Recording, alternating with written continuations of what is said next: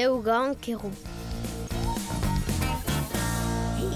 Salute, hai domande nanta o ganchero?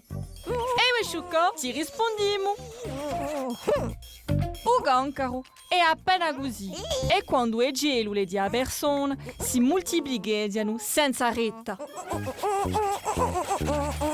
Ti domandi come e perché? Temo da spiegare.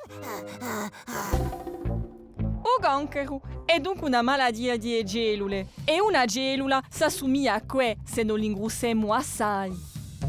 Tutte le parti della nostra persona sono fatte con una massa di cellule, come piccoli blocchi di costruzione. Vedi? Io sciucco a nostra lingua inu. Ogni giorno ci sono cellule di una persona che sono troppo vecchie e che muoiono. È normale.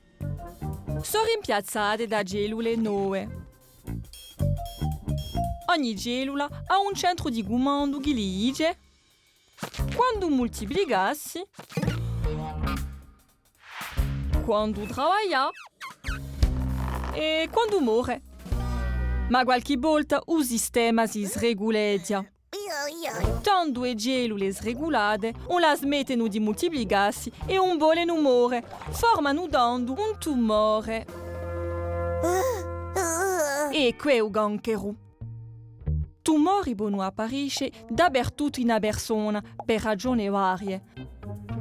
Ma il ganchero tocca soprattutto i maggiori.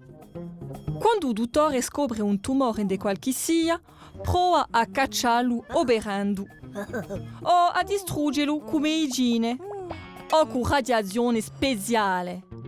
Parecchi gancheri sicurano è, ma un pochi sono difficili o impossibili a curare. Circa ora lavorano assai da un giorno si possono guarire tutti i gancheri. Ecco, ora capisci meglio che è il ganchero.